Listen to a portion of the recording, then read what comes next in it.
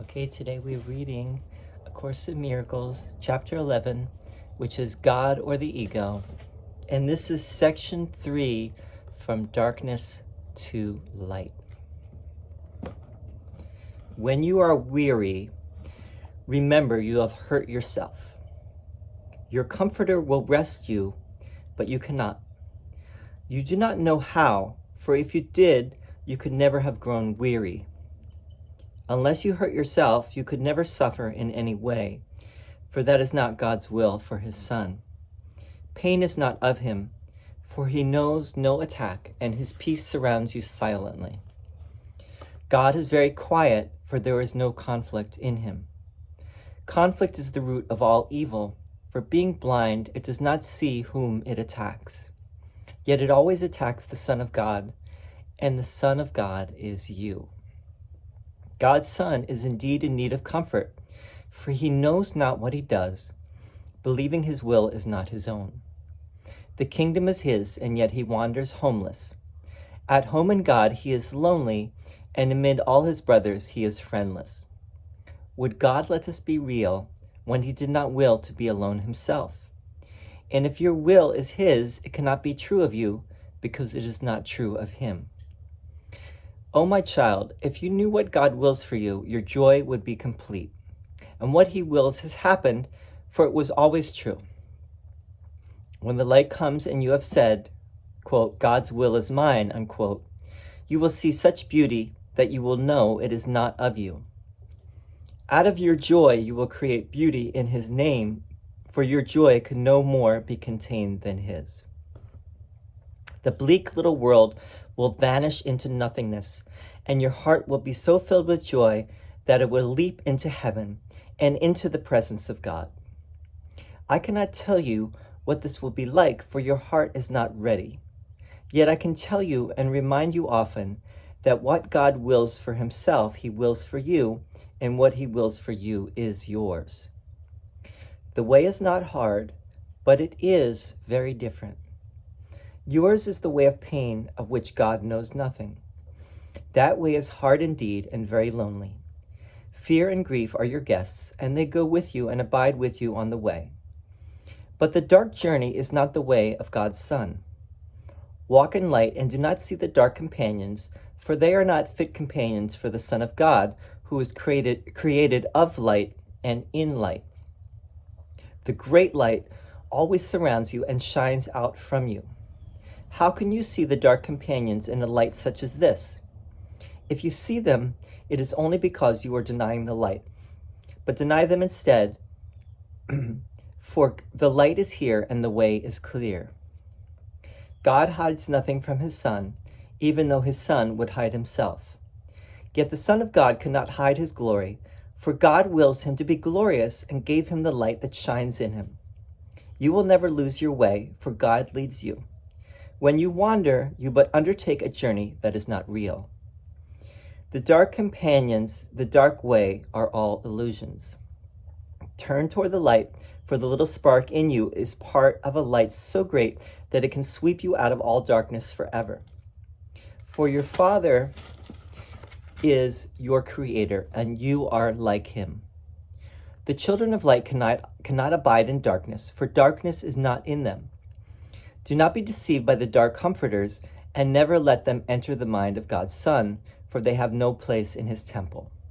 When you are tempted to deny him, remember that there are no other gods to place before him, and accept his will for you in peace, for you cannot accept it otherwise. Only God's comforter can comfort you. In the quiet of his temple, he waits to give you the peace that is yours.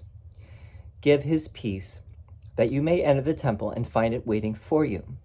But be holy in the presence of God, or you will not know that you are there. For what is unlike God cannot enter his mind, because it was not his thought and therefore does not belong to him. And your mind must be as pure as his, if you would know what belongs to you. Guard carefully his temple, for he himself dwells there and abides in peace. You cannot enter God's presence with the dark companions beside you, but you also cannot enter alone. All your brothers must enter with you, For until you have accepted them, you cannot enter. For you cannot understand wholeness unless you are whole, and no part of the Son can be excluded if he would know the wholeness of his Father. In your mind, you can accept the whole sonship and bless it with the light your Father gave it. Then you will be worthy to dwell in the temple with him, because it is your will not to be alone. God blessed his Son forever. If you will bless him in time, you will be in eternity. Time cannot separate you from God if you use it on behalf of the eternal. That's a common theme here, is using time solely as a way to get back to the eternal,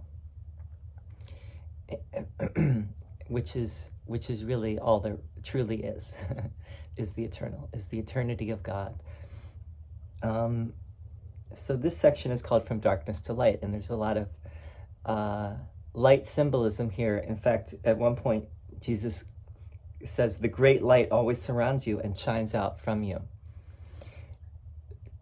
I think that's a reference to the Holy Spirit. And there's a lot of different names for the Holy Spirit in the Course. And in this chapter, it's no different. There are a number of names. You know, the Holy Spirit is the great light. God's comforter is the Holy Spirit, etc., etc. So the message is to see all others, to see all our brothers as the Holy Spirit sees them, sees all of us, because we are all the one Son of God. And in order to return to eternity, in time we must see our brothers that way. We must see everyone else, including ourselves, in that way. And as we do that great work, we slowly but surely make our way back. One great line here, one very remarkable and noteworthy line is, the way is not hard, but it is very different. Yours is the way of pain in which God knows nothing. So we've, in many ways, we've dug ourselves into a dark hole. And Jesus is giving us the light to get out. And the dark hole that we've dug ourselves into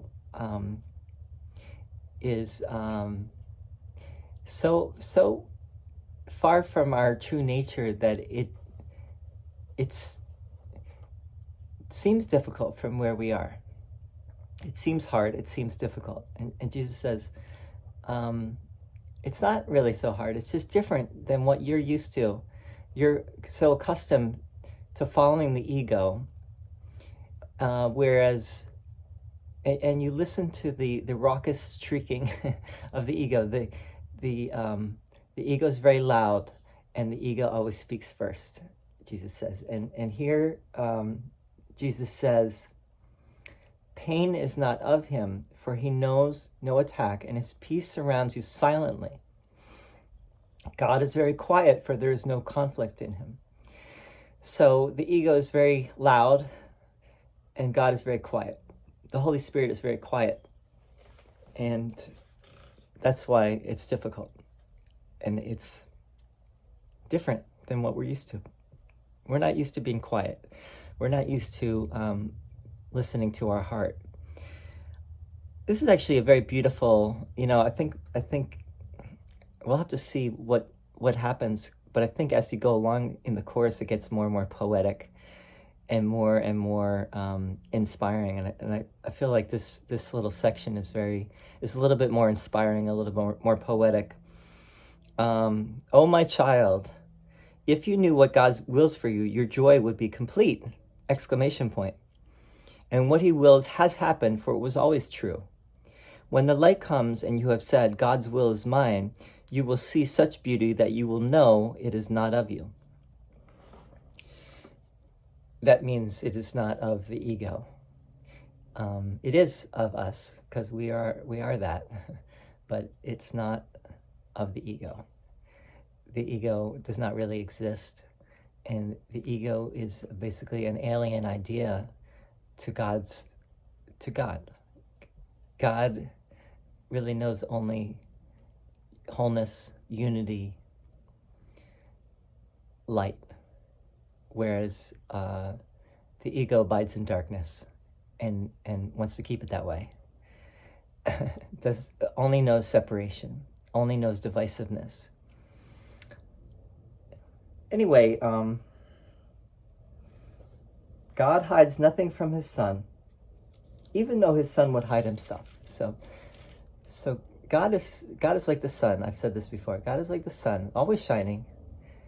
The ego mind is like the dark clouds that want to obscure the sun, that want to obscure the light, and it hides the light, hides us from the knowledge of our true nature, and